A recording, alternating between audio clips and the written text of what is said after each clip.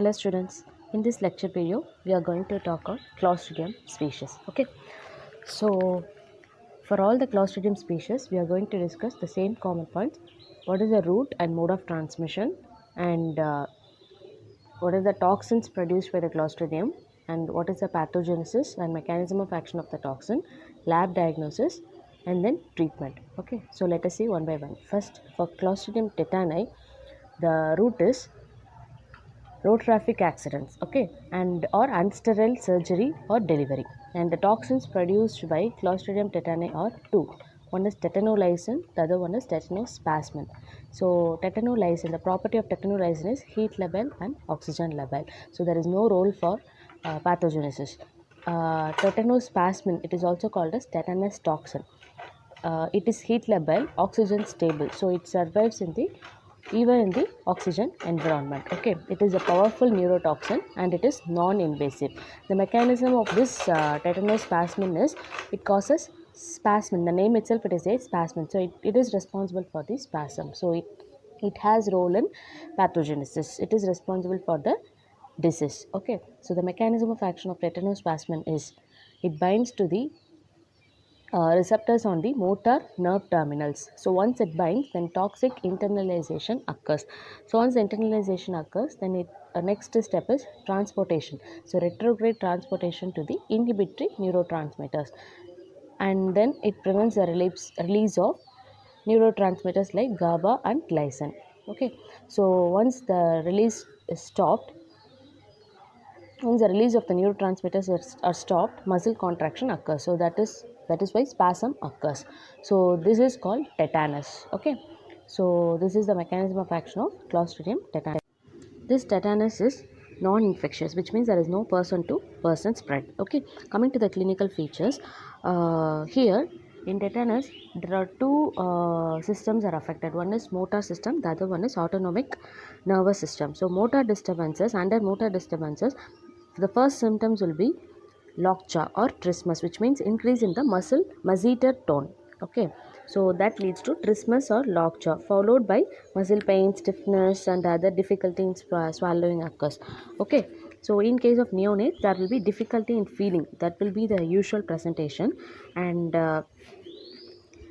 then hands and feet are spared. Okay, mentation is not impaired here, whereas deep tendon reflexes are exaggerated.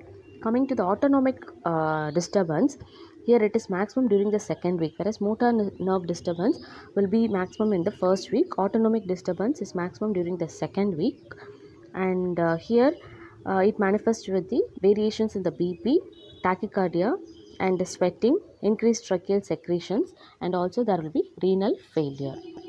Complications includes rhizus sardonicus, which means the facial muscle contraction. Okay, sustained facial muscle contraction, which gives the grinning appearance, and then opisthotonous position of the body, that is due to the contraction of the entire extensor muscles. And third one is respiratory muscle contraction, which is the most dangerous one, that leads to airway obstructions and then death. Coming to the lab diagnosis, here lab diagnosis actually is they have a supportive role. So mainly the treatment must be made on clinical diagnosis itself. So 100% clinical diagnosis itself is satisfactory, based on which treatment may be started immediately. There shouldn't be any delay in treating this case. Okay, so coming to the lab diagnosis, the sample collection will be like excised tissue bits from the necrotic part of the wound. Okay, so always you have to remember two things. One is, we know it is toxin mediated. So you have to demonstrate one part like toxin demonstration. The other part is organism demonstration. So for demonstrating organisms, you can perform grams and culture. For demonstrating the toxins, you can perform toxigenicity test. So first, gram staining. It shows gram positive bacilli with terminal round spore. Okay, and then under culture, since it is anaerobic medium, we have to use the RCM, that is Robertson cooked meat medium. In that, it shows proteolytic property, which means blackening, that is black color, and foul smelling odor. In blood agar plate, it shows swarming pattern. Okay, usually swarming will be there in the proteus. This is also another organism producing swarming. In toxigenicity test, there are two methods. One is in vivo, other one is in vitro. In vivo, we can demonstrate the hemolysin property, that is tetanolysin toxin may be demonstrated. And in vitro method, we can demonstrate the tetanospasmin property, that is by inoculating into the mouse, and you have to observe for the contraction of the tail, and then limbs spreads to the trunk, forelimbs, etc. And then finally, it causes respiratory obstruction and death of the mouse. Coming to the treatment part, there are two modalities of treatment. One is antibiotic, the other one is immunization. Antibiotics, they have the minor role as they can't neutralize the toxins. Okay, and coming to the immunization, there are two types: passive and then active. Okay, so passive immunization means tetanus immunoglobulin. So that is the ideal treatment of choice: human tetanus immunoglobulin 250 international unit, which gives protection for up to 30 days. And active immunization includes TT, that is tetanus toxoid, that is used for active immunization, and it is available as a either monovalent form or combined form. Monovalent means only tetanus toxoid alone, combined means DPT plus Hib and then HBV. Okay, this is available as a pentavalent vaccine. And for whom this vaccination is given. Okay, so primary immunization of the children under national immunization schedule, total 7 doses are given. So 3 doses of TPT at 6 weeks, 10 weeks, 14 weeks of birth, followed by 2 booster doses at 16 to 24 weeks and 5 years, followed by 2 additional doses, one at 10 years, the other one at 16 years. This is given as per the routine immunization schedule during the childhood days. In case of vaccination is not given, is not administered in the childhood days, means then adult immunization may be done. That includes only 4 doses of TT.